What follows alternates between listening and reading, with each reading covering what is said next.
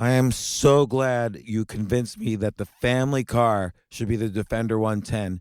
It is so beautiful inside, it's so comfortable, and it just feels indestructible. Yes, it really is. I've been waiting a long time for the new model to come out. The Defender 110, I'm telling you, it's my favorite car of all times. It's my third one.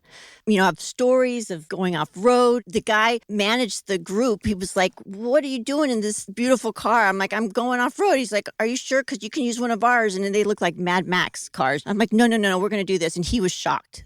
Wow. Well, it's great because the Defender has been reimagined for 21st century adventure, and its unparalleled off-road ability as well as its robust interior are invaluable whether you're headed towards uncharted territory or just a weekend of exploration. The Defender 110 tackles challenging surroundings with absolute confidence. The SUV conveys strength outside and in, featuring peerless technology like an intuitive driver display and an award-winning infotainment system. That's my favorite part, to keep you connected no matter where the journey takes you. Adventure is unique to everyone, and so is the Defender. Choose from the two-door Defender 90, the four-door Defender 110, or the larger Defender 130 with the ability to seat up to 8 passengers. You'll find uncompromising performance in all three. So pack up and go even further with the Defender 110. Learn more at LandRoverUSA.com/Defender. These days, we're all investors, trying to be smart with our money despite our worst impulses. But at iShares, we believe that deep down inside of every investor is a better investor. One that's just waiting to be let out. Explore iShares ETFs and insights and let your best investor out. Visit iShares.com for more information. This isn't your average business podcast, and he's not your average host. This is the James Altucher Show. Today on the James Altucher Show. Welcome to our new series, Idea List of the Day, where we take the best list of 10 ideas on notepad.com, notepd.com. We go down the ideas and see if they're good or bad. So let's check out the first idea list, which is going to be top 10 business ideas that I had on my idea list of a few weeks ago.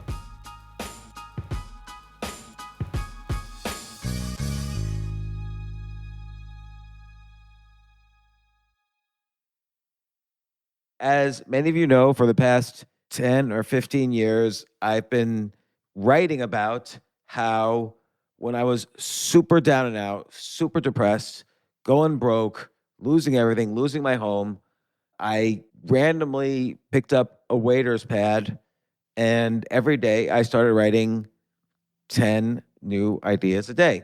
And for the past 10, 15 years, people have been saying to me, why don't you make a website where you could keep track of your ideas and other people could keep track of their ideas?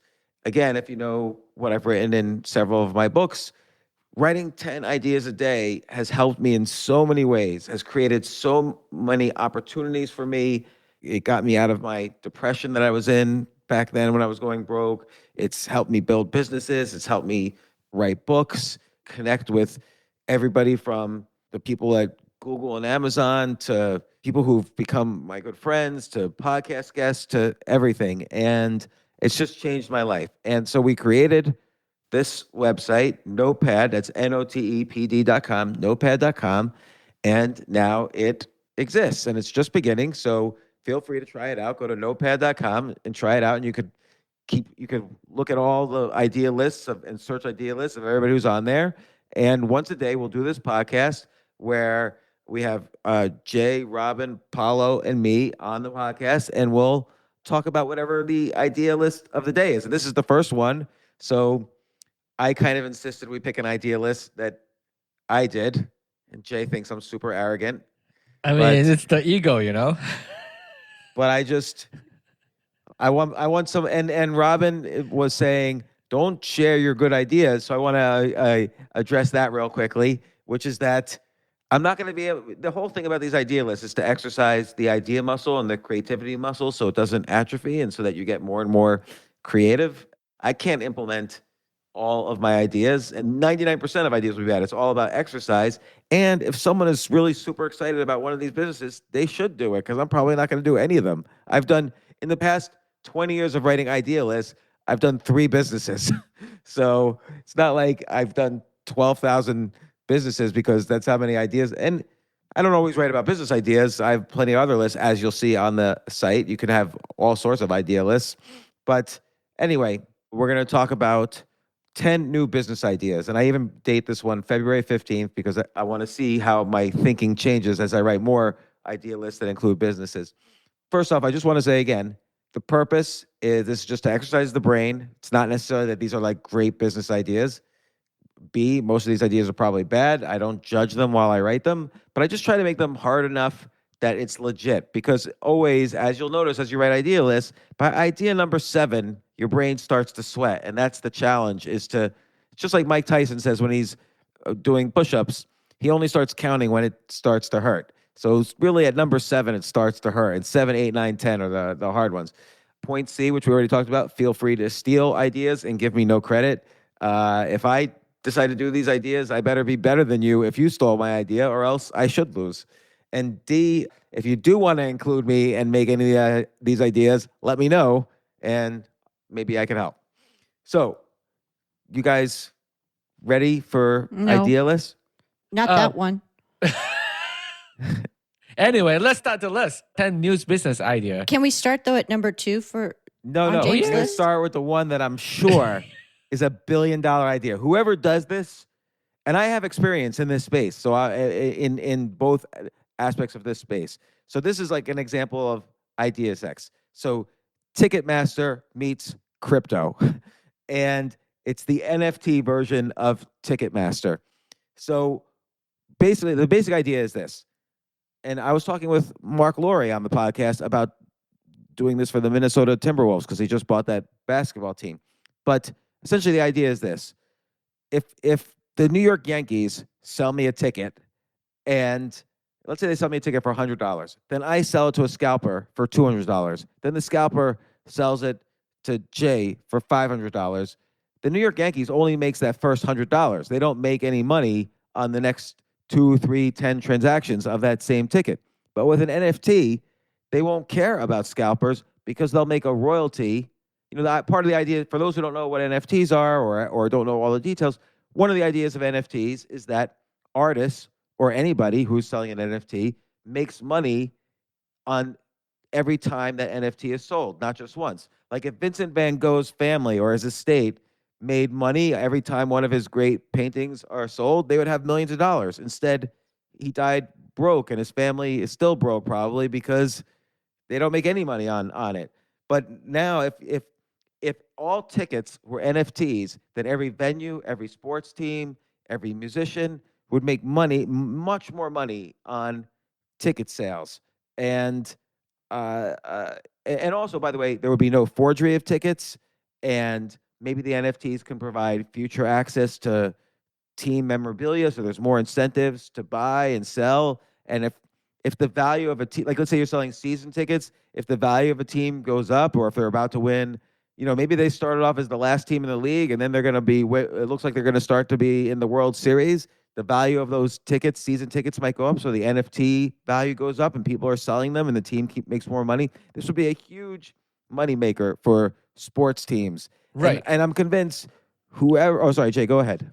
Yeah, because I mean, speaking about on the sport team, to be honest, I think the player can benefit from this too. So like the players can, you know, potentially partner with Ticketmaster. It's like, hey, yeah, you can sponsor my sport team, but if you put my face on top of that too, you give me a certain cut when you sell the NFTs, and they can trade the NFTs because of the player. So people love to trade. You know how the sport cards with players? Yeah, those are trading more. So like, you know, the player will get more money too. That's a great idea. So you can combine like baseball cards with the tickets. So you can put a player's photo and stats on a ticket, so that could be traded almost like playing cards. And by the way, someone just sent me an email who keeps track of the playing card market. It's Hold not on one Gary second. Vee? No, but I think he does keep track of that. No, he does. Yeah. No, there's a really good newsletter, the Alts, ALTS, and I'm trying to see if I can find it. They should do the NFT Ticketmaster for programmer as well. I feel like programmer is like the most underappreciated worker out there that deserves some fame. After we watch Silicon Valley, we know how. Oh yeah, how that's a good point. famous. Yeah. By the way, that's a good point. Like NFTs could be a way to make a playing card business out of any industry that you're interested in. Yeah. But let me see. I'm just Googling trading cards market, and there is a stock market for trading cards. It's called Star Stock, and like for instance, you could buy a piece of like a Mickey Mantle baseball card from the 1950s for like a small amount. You could buy like Oh, what? yeah. Really? But I want to see our And also the NBA has some equivalent of digital cards, right? I think it's called NBA Top Shot or something, right? Which has become huge. Yeah. So there'll definitely be. Oh yeah, I didn't know about that. Top Shot, it's called. Yeah, I'll look it up. NBA And Top Shot. what can you do with that? I actually don't know. I am not even sure if it's actually crypto or no. It may actually be even kind of on the blockchain, but it's some sort of equivalent digitalization, let's say, of trading cards. So it looks like PricewaterhouseCoopers actually keeps track of an index from 1888 to 1999. Oh no, sorry. They keep track of an index from the beginning of trading cards to now. So since 2008, trading cards for sports have gone up 1,276% since January 2008, and the S&P 500 has gone up 230%. So PricewaterhouseCoopers, I guess they keep track of the top 100 cards. So the number one is the 1952 Topps Mickey Mantle baseball card. Number 22 is 1952 Willie Mays. I don't even know who this guy is. Number 19 is 1980 Ricky Henderson. I have no idea who that is. Here's number 16 is Jackie Robinson. Anyway, the index of baseball cards has gone up 5 times as much or more, almost 6 times as much as the S&P 500. So they're making an argument that, so Jay, to your point, to add to this idea, it's a great idea. I should write this down in the comment for the idea. And Robin, this is why we talk about ideas, because again, none of us are going to make this idea, but maybe someone will. Now we've just added to the idea, and these ideas will increase the value of our lives. By the way, and then someone asked me once, well, won't Ticketmaster just do this? How can you do it? Won't Ticketmaster? Ticketmaster is not in the business of building new technology. They're in the business of signing up new celebrities and new venues and stuff like that. Like the reason why I say I had an experience with this is I once invested in a company called Ticketfly, and they were trying to create a social media version of Ticketmaster. So a venue who uses Ticketfly could make tickets, but also those knowledge about those tickets would be spread all throughout social media. And then some company, I forget who actually, bought Ticketfly for like $400 million. Oh yeah, someone bought it, but I can't remember. But it was like a huge company too. Yeah, I think Eventbrite. Eventbrite. Oh, Eventbrite. Okay. Yeah. So whoever builds the NFT Ticketmaster is going to make $1 billion. I have no doubt. Yeah, it has to be in every industry. Programming, baseball, or NBA, or even colleges. Colleges can trade their own studio for NFTs. But wait, what would be the ticketing in colleges other than for sports events? Prom. Prom? Okay, yeah. Yeah. I mean, I don't know if there's a lot of scalpers like, hey, man, do you have like an extra ticket to prom? You do it like on some side alley? That would be good for like universities for college basketball and I Oh only yeah, say that. yeah. but- Because there are scalpers for that. Like, look, Robin, what were you telling me about Duke? How do people get tickets at Duke right now? For the Duke basketball is like extremely popular. Well, Oh. for the kids, like for our daughter Lily, she has to wait she has to camp for 2 weeks in line What? Why? to get a ticket. And because it's so popular, Coach K it's his last year, and so they're like super like everyone wants to go Apparently to a famous his coach. to all the games. But you can also buy them on Ticketmaster or whatever. But they're going to be $3,500 or And a again, lot of Duke money. doesn't benefit from that at all. And Duke probably doesn't sponsor that team at all, right? Do they? What do you mean sponsor? They're not sponsored, but like put some money to the basketball team. I'm sure they do, but Oh, yeah, wasn't they like do. 100%. Well, yeah. Duke Really? basketball is bigger than Duke. Yeah. Like Shit. sometimes the only reason some colleges exist is for their sports Yeah. teams. Right. And Yeah, I Duke think has usually one of the the best the basketball. football coaches are the most the highest paid people in the university, right? Holy shit! Yeah. Really? Except Oh my except God. Duke. Now wait, Paulo, in Europe, is in when you say basketball. football, are you talking about soccer, Soccer. or football? No, well, now I'm talking football as in American football. If Yeah. I were talking about Europe, it would be I'll call football soccer. But the Yeah. thing is that here there's no kind of sports in universities, or at least not at the level in the US, right? Yeah, it's Right. completely disassociated. Like Right. I know those people get a football scholarship to get into a good university. Right. Like in Europe, Sculling. it's They get unheard of. sculling. Yeah. So this is how I differentiate between UK and America, right? To get into good university in America, you have to be really good at sport. If you have to get into good colleges in UK, you just have to read Harry Potter. What do you mean? You just have to like study books, Oh yeah, I agree. Well, this will definitely so be funny. this will definitely be another idea list of the day, which is Yeah. From and- Jay. and I challenge anybody to write an idea list. 10 reasons education is a scam. So, By Jay. Yes. but then again, I shouldn't say that. Paulo, congratulations, you just got your PhD in rocket science, right? Like, what was your Rocket Yeah, PhD was in it was physics? exactly rocket science. Yeah. Yeah. That's awesome. That was though. the name of the What area degree. of physics? Well, technically, it was basically quantum physics. We did something called atomic and laser physics. Something Right. simple Yeah, like that. Yeah. Do you read Harry Potter for it? Yeah. It was my dissertation was on on Harry Potter. Yeah. The quantum intricacies of Harry Potter and how it affects the plot. Yeah. Actually, that does remind me of a joke. Like, there's a joke that everybody pretends to love Stephen Hawking's book, A Brief History of Time, which is his most, Stephen Hawking was obviously one of the most famous physicists ever. He wrote this best-selling book, A Brief History of Time, but it was a lot more complicated than people think to read that book. And so the joke is Stephen Hawking says to someone, I don't know why everybody loves A Brief History of Time. I mean, yes, the first chapter had physics, but the rest was just Harry Potter fan fiction. But no one notices because they only read the first chapter and then they claim that they love the book. So, Anyway, what about second idea? okay, next idea. And the more I look at this one, the more I realize it's not a good idea, but I'll say it anyway. Oh. So this one's called Alpha Insurance, and get it, AI, Alpha Insurance. And so it's AI-based insurance. So what happens is, insurance company, everybody would obviously like to pay lower insurance rates, and insurance companies would love to insure people who are lower risk.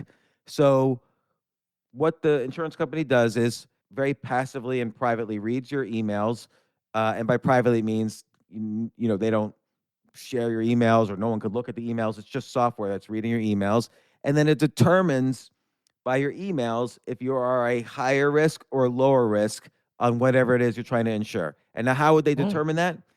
They would basically do a test first, or they would run an experiment where they would take 10,000 people, say, and read everybody's emails for a year, and then at the end of the year, determine, divide the 10,000 people up into 5,000 who are high risk and 5,000 who are low risk, or in some way maybe divide it into 10 groups who are high risk and low risk.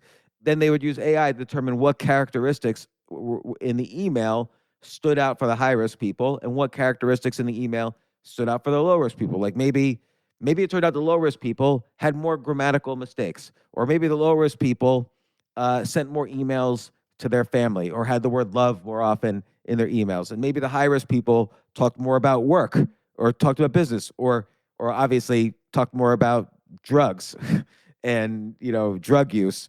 So now they could determine how to charge people you could potentially have lower insurance rates if you let the insurance company use AI to read your email for a while or to scour your email for the past several years, categorize you into one of the buckets they determined was low risk, and now you pay lower insurance rates.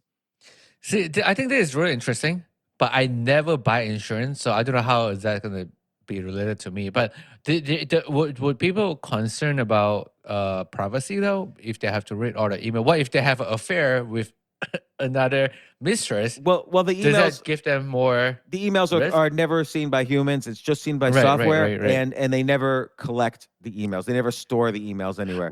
Right. So what if that's category, or you know, like AI is all based on statistic, right? Yeah. So what if they figure out the statistic of if you have a mistress, you're probably on high risk because your mistress probably gonna do, or your wife Yeah, gonna do fatal something to you. attraction. Somebody's gonna kill you. Yeah. And then I wonder if like, if the wife also on this insurance, like she will figure this out. She's like, oh, maybe that's why. Maybe he has mistress, or maybe he is having an affair or something like that. I wonder if people Maybe. I think that is a problem of this. Let's assume the privacy issue can be handled, but I think that's one issue. right. I mean, to me, the main problem I see as it comes from a regulatory point of view. I know that in some places, and I think part of places the EU, there are some procedures where you cannot have a machine make a decision without human interaction, right? Oh yeah, that's true in the U.S. too for like Yeah. radiological tests. Like, Yeah, 'cause so AI is better than radiologists for reading X-ray scans, but a human has to be involved. So okay, at the end of the day, a human could see what the AI's recommendation is, but the human actually has to decide. So let's say that's solved somehow that's all. Right. Okay, yeah. with privacy still intact. Like, let's just assume privacy can stay intact. Well, then, I mean, this is somewhat of just a slightly more advanced version of current insurance, right? Because it's all based on statistics already, and you just Right. have a model that is based instead of your age and stuff like that into like taking information from a bunch of text, right? So Right. it basically seems like quite a reasonable application. I feel it would need to be like thoroughly tested because you need to show that there's actually some correlation between the let's say the emails and actually the outcome of the the Right. payoff that the insurance company would have to give, assuming there's some that seems reasonable. Yeah, The statistics wonder would if have to it's- be really bulletproof. yeah, I wonder if it's likely already done, right? I know that there are some insurance companies that give out sort of like Apple Watches and stuff like that, so they can monitor your your activity and stuff like that. That's the same thing, right? Depending if you're more Yeah. active, you're less likely to get a heart attack or whatever, despite the what happens on TV shows. So on that one, that's based on current science. Like, we know if you have a certain level of activity, you're less likely to be a medical risk than someone who just sits around all day, like me. Yep. Right. But this would have to require new and novel data, meaning like no one's ever like examined thousands of people's email accounts before to determine the effect of email on the words you use in email on medical risk. Or you could even do this with just social media. Like, you analyze someone wants to sign up for the social media AI insurance, and it analyzes all your tweets and Facebook posts and other social media, and determines if you're a higher risk or lower risk. Yeah. See, I have a see. Okay. I mean, AI is great, and also don't really know how insurance requirement goes. But I don't know if Robin will agree with me on this. Like, AI is all about numbers, right? But sometimes when humans look at the insurance, sometimes we have emotions. We're like, okay, maybe this person is really like down, like at the all-time low. Maybe we'll give them like a leeway, or maybe give them more money. So if it's all AI based, maybe that would be like that would be discarded, and it's all just about numbers. But to Paulo's point, it already is all about numbers. Like, it's Yeah, I don't think that's how insurance works. Yeah. If I So get a that- car and I tell them, "Oh, I'm very sad. Can you give me a lower price?" Like you know, Jay, if you're nobody's like Jay, gonna like let's care. just use common sense. Like, if you're 70 years old Right. and you want to get life insurance, is it going to be more expensive or less expensive than someone who's 20 years old? Right, it's going to be more expensive, right? Right, because we know from statistics that someone who's 70 on average doesn't live as long as someone who's 20. But when they're claiming that the insurance, like, because based on the money you get back, right? And then if AI is calculating the money, then it's just a set amount of money. But if human were involved, it's like, okay, No. You know, Humans are never. Oh, really? humans are never involved. I mean, yes, if someone dies and then their family goes to claim the life insurance, there's an investigator who says, well, is the person really dead? How did they die? Were they negligent in Right, some right, way? right, They right. call Right. did it fit the terms of the contract? But other than that, there's no human involvement. Right. So that pretty much just says how much I buy into insurance. But if you have a family, you'll get insurance. I have, in Malaysia, not here. So So for me, I think that this overall concept would make sense, but it would be a good way to get one more data point for the company to base the decision on. Because they already have X amount of information. This is going to be the X plus one, right? Because I also think it would be not simple but possible to sort of reverse engineer it, right? If I know that the insurance company is going to check my email, then I'm going to say every single day, oh, I walked 5 miles. I only had apples. I never eat sweets. I'm the best person in the world, right? You can even generate some code that writes that automatically, goes into all of the emails, mess the system up, right? So an insurance company could not let people, take advantage of them. So I feel this whole kind of text analysis part would need to be just, one more parameter that can be used. I think this is that's the problem. true, yeah. Like, for instance, I would, create another email account to send all my, hey, mistress, let's do some heroin tonight. I would send all my emails in another account and not use the one that is linked to insurance. That's Sure, good that yeah. you're exposing that. That's a good.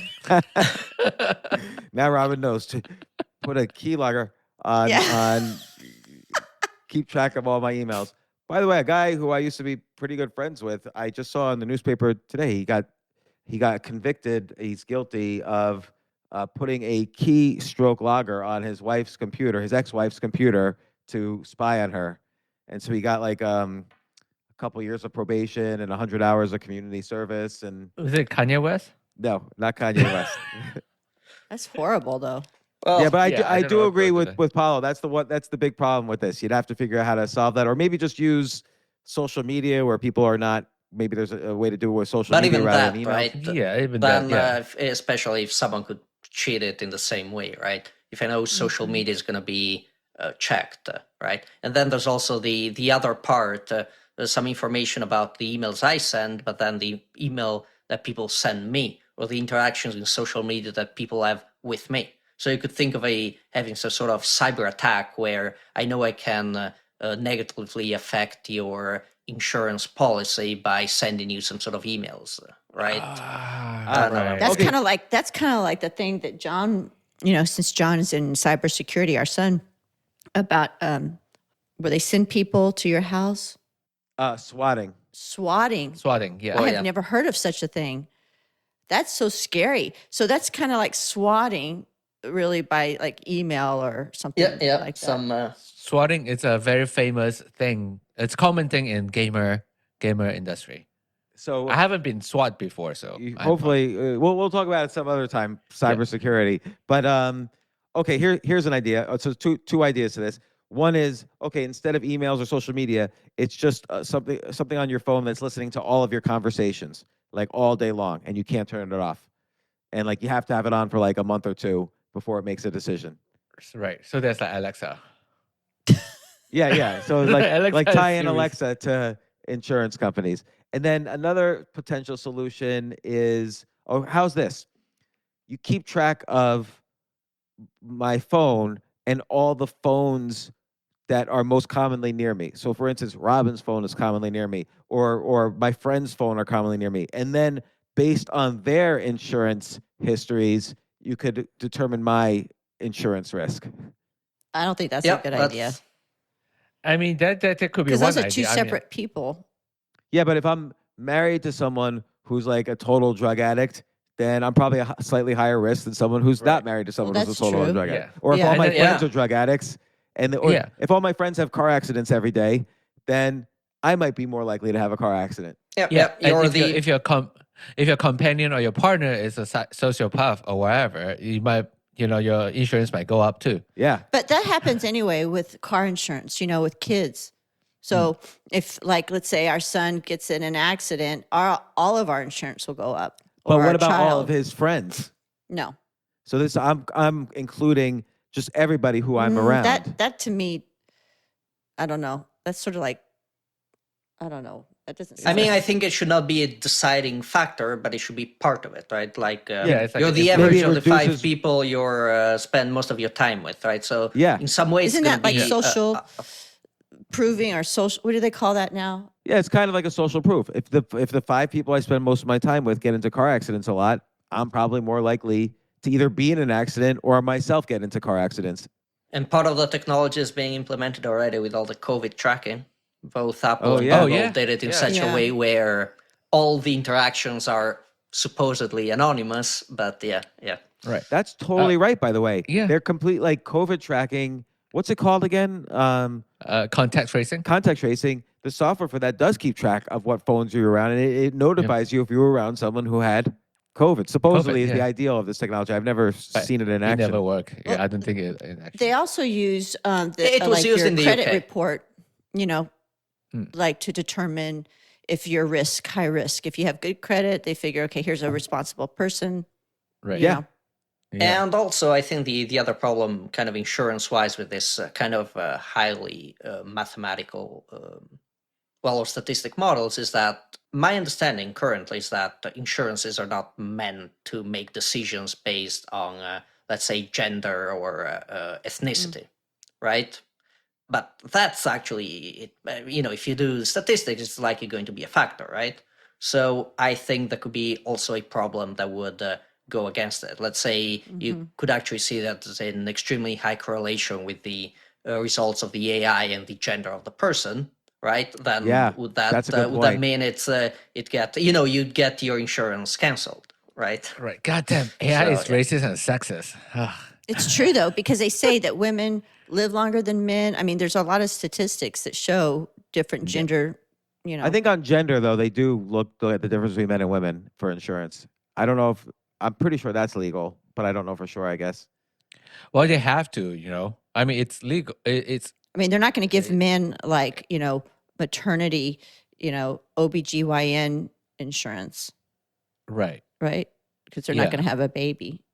Yeah. Well, but I have to do a predictions right here. I think in next 5 years or 10 years, Amazon's we're gonna launch their own insurance based on AI and then it's based on Alexa. They will listen Well, to the maybe- podcast and then they're like, "This is a good idea," and then they're But that's gonna what be I'm like, saying. Maybe we implement someone should implement the software that, like Amazon again, they buy a company a week, so they don't build most of the things they do. They buy. So Yeah. you start a company like this, they'll buy it even if you don't have any customers if it works. Yeah.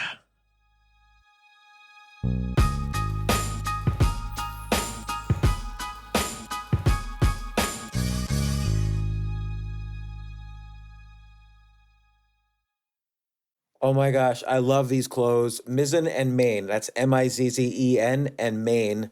It really is the most comfortable work clothes. Travel clothes. I had to travel this whole week. I'm traveling for a week and a half, and I just took Mizzen and Main clothes with me. Close out 2023 in style with comfortable, breathable, packable, and machine washable pieces from Mizzen and Main. As you wrap up your year-end goals, enjoy a Mizzen and Main dress shirt that you can wear confidently. I like that they've very, very just nice, solid colors. I don't really like to get all fancy in patterns and everything, although they do have some pattern shirts, but very comfortable clothes, stretchable pants. It's just super comfortable, but they look professional and you can wear them casually or professionally. I like some of their flannel shirts or untuck shirts. I love untuck. I never tuck in. So again, whether you're shopping for a special someone or giving yourself the gift you really want, I just buy myself gifts. Mizzen and Main is the perfect gift for any guy who works, travels, and cares about looking and feeling great. As you could tell by my many photos across the internet, I care about looking fantastic. I'm practically a model. And let's be honest, every guy loves to look great. So again, shop now at mizzenandmain.com and save 20% when you spend $130 or more using promo code James. That's promo code James at Mizzen and Maine, Mizzen and Maine.com.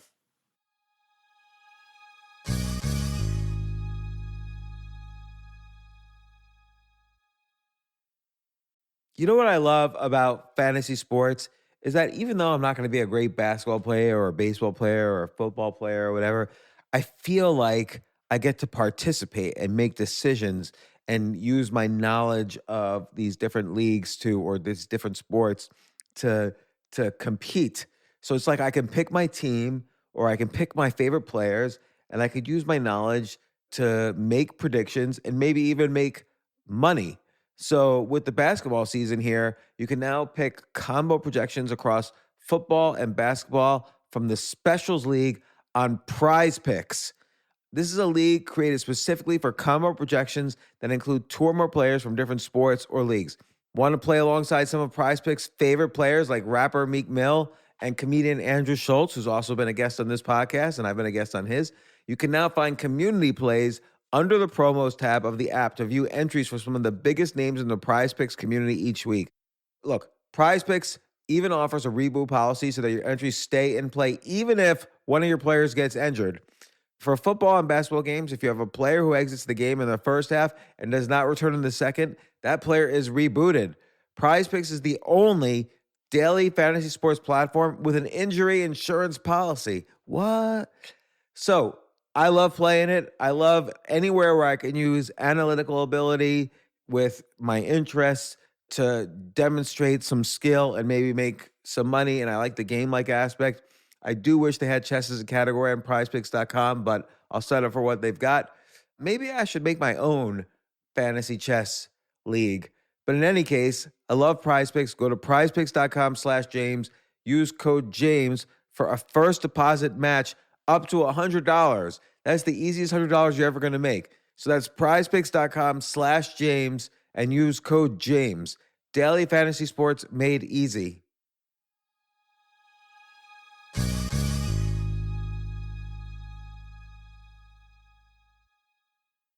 The future of learning is definitely online. Like, it's such BS that you have to spend $200,000 or take $200,000 in loans and go to some fancy school when it's useless. It doesn't guarantee you a job. Most employers, including me, do not care about degrees or grades or anything like that. We want to care that you love what you're doing, that you know what you're doing, in some cases that you have experience or that you're willing to learn. But people in general love learning and are curious. Like, the key to success is curiosity.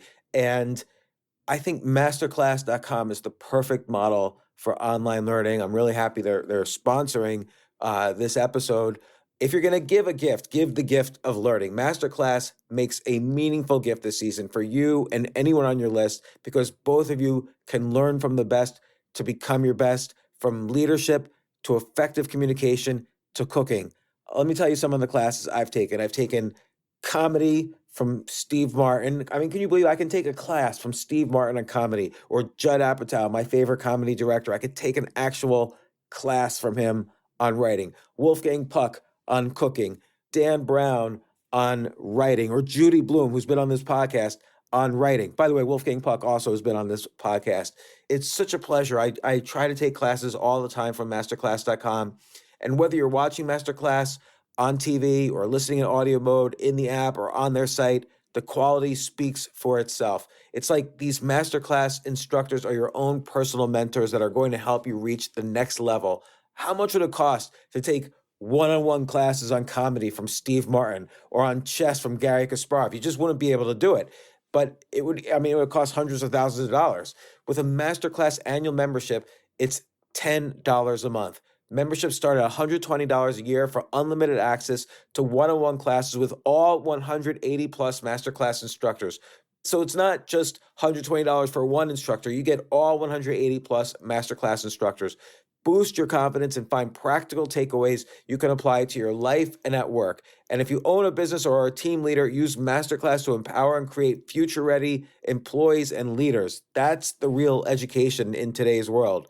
So this holiday season, you can give one annual membership and get one free at masterclass.com masterclass.com/JAS. JAS, of course, stands for the James Altucher Show. So right now you can get 2 memberships for the price of one at masterclass.com/JAS. Masterclass.com/JAS. Offer terms apply.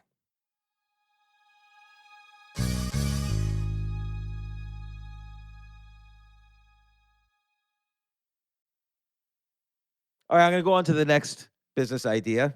Here's an idea. So this is a big problem. College students graduate with an enormous amount of debt. And college tuition has gone up faster than inflation for 50 years in a row. Like, not just on average, just every single year, tuitions go up more than inflation. And so that's why the current kids going to college could have hundreds of thousands of dollars in debt. Like, if you're not like at an in-state public college and you go to like just some random college out of your state that's a private university, you could have about $200,000 or more in debt by the time you graduate, which is very different from Europe. Paolo. Like, how much student loan debt do you have? I have none, and I think most people Case have in none. point. Yeah. It's very different, especially, I mean, I can speak for Italy, where I did my undergrad, right? University, like going to college, is, my fees that I paid were like maybe $2,000-$3,000 a year. Oh my gosh. USD Right? I think or that should be right. I think that a country should pay for their their people. And Right. and So- basically all universities are the same. Any university you'd go to in Italy, it's 2,000-3,000 a year. yeah, same with Malaysia too. Same with England. So here's the thing. In these cases, the government just pays directly, essentially, the cost of the university. But in the U.S., the government lends 18-year-olds who can't make proper decisions. They lend 18-year-olds money, and the 18-year-olds have to pay back the government or the banks the money that they borrowed. And you can't even declare bankruptcy to get rid of this debt. That's the one debt that holds over. Even IRS debt you could get rid of in a bankruptcy, but student loan debt, I think that's terrible. cannot. So that's the problem. But here's a solution. So this idea is a solution. I want to be able to IPO myself. So I want to be able to say, let's say I'm 22 years old. I'm going to put all of my income in a box. Like, I'm going to make a corporation that gets all of my income each year.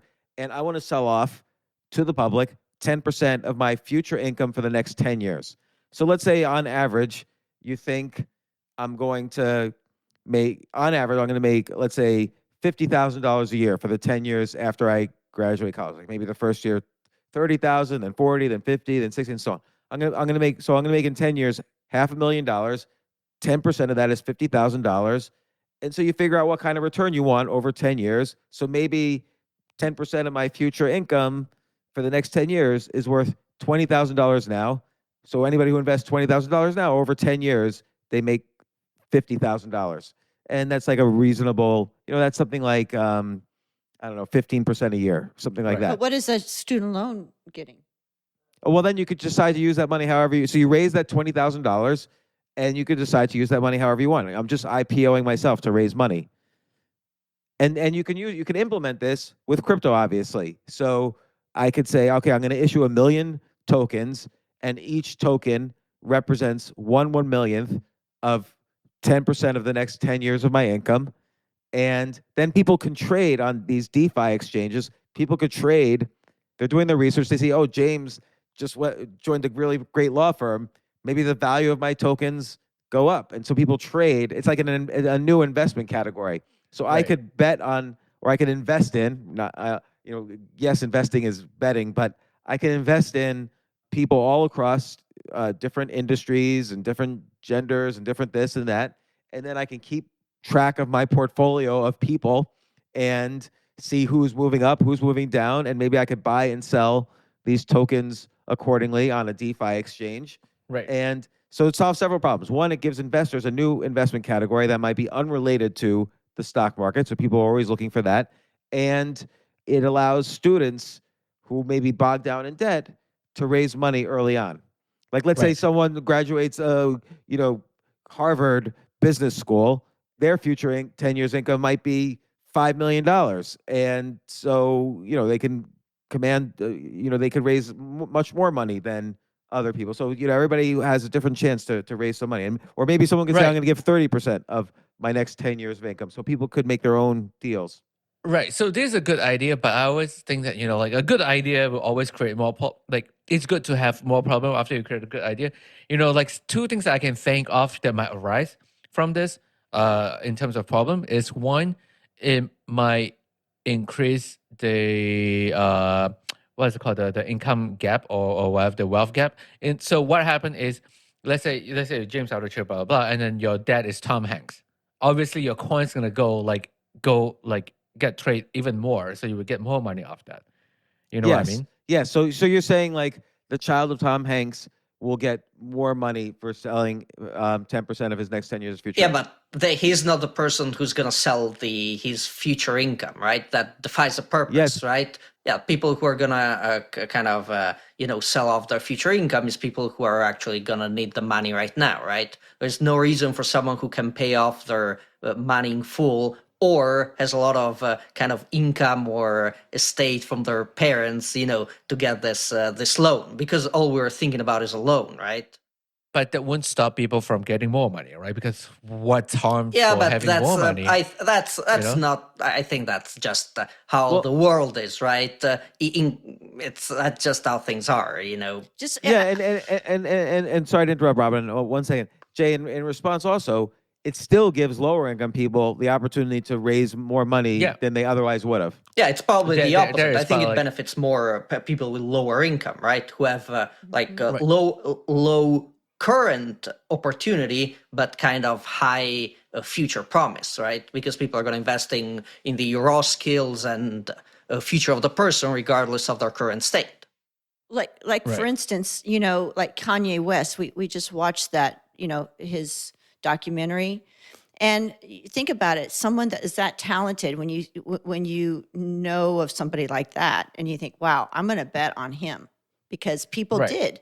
Back then, and he had nothing then. And he had nothing. Zero, and nobody was signing him to a record label. They didn't, because he was more like his family was more middle class or suburban, and so he wasn't like a gangster. So they didn't trust that he would get followers with rap.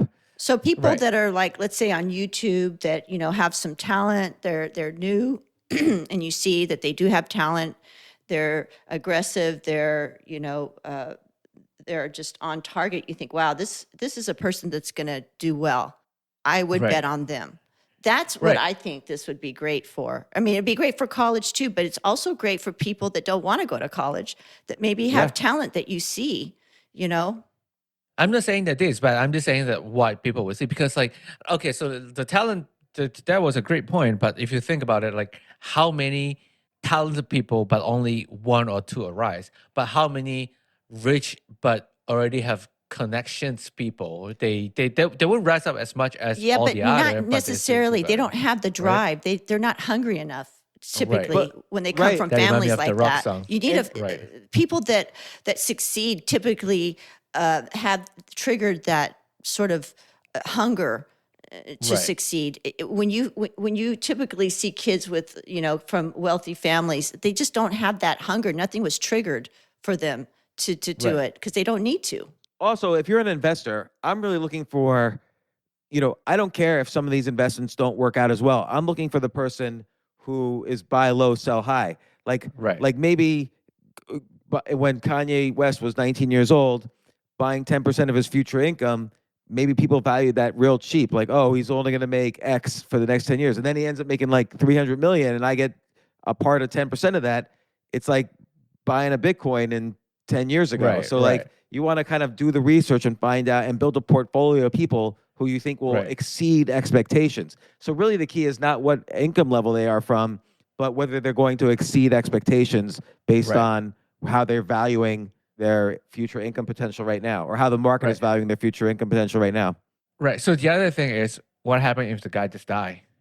Well, before everything works out. It didn't work out, or you could also so what happened to the money? Oh, you stop getting money. That's why you're getting a high interest rate, right? It's because there's risk. Yeah. If there was no risk, you wouldn't get a high interest. I think the only problem I see here is that, especially if this were to be done on the blockchain, or with some sort of NFT or tokenized thing, you can give the money in the first place, but you need a blockchain way to track the amount of money the person is going to make, right? If I'm a regular employee at Procter and Gamble, they're not going to give me my salary on a blockchain in Ethereum, right? So there would need to be another step, or either some person who gets the money in escrow and then will do that, right? There needs to be a third party, because you cannot trust the person to do it themselves. That's right. Because I could pretend, oh, my salary is 200K, but I'm actually making 300. I'm not giving back as much, right? So that's the kind of infrastructure part.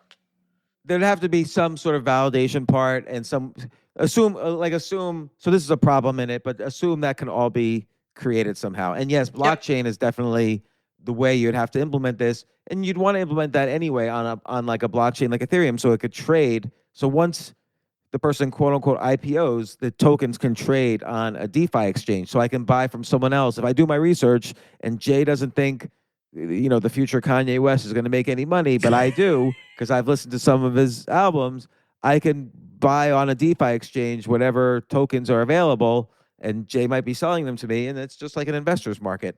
So yeah, it would have to be done on blockchain. And this puts an idea where maybe companies start paying their employees on blockchain, because it helps with the IRS. It helps the IRS understand what they've paid in. I mean, that's kind of another business idea, is actually having. Well, so, some people are getting like our good friend Eric Adams, mayor of New York City, is taking his salary in crypto. But I mean, Bitcoin. just everything, like a company putting it on their own blockchains. Well, on top of that too, the other thing they can do, after IPO, you can hey, I'm 21 now, I'm going to airdrop some NFTs, and then the NFTs could have values too. It could be what their job's going to be, or it could be, this is my new car, and then just trade cars all day Maybe long, everyone just has their own crypto, currency, or they have their own, I guess, whatever you call it, an NFT or whatever. So everything goes into that, whatever they buy, whatever they're given, whatever Maybe. they're. I'm just assuming that can all be figured out. Like the core idea is kind of this so-called securitization of my future income. And yeah, I think blockchain is a way to That's the implement chip that you're going to be put inside of you. Yeah. That could be. So, Right. So look, that's 3 ideas. I think if anybody wants to see these 7 other business ideas that I made on that particular day, you can go to notepad.com, notepd.com, and check out everybody's idea list. But you could search for Altucher and NFTs, and you could probably find where Altucher and businesses, and you could probably find that idea list. That's it. And let us know if you like this episode. Check out notepad.com, notepd.com. Subscribe to this podcast, and we're going to try to do these as much as possible, because there's so many interesting idea lists on Notepad. We can't keep track of them all, but this is a way for us to share them and talk about them. So thanks, everyone. Thank you. Thank you.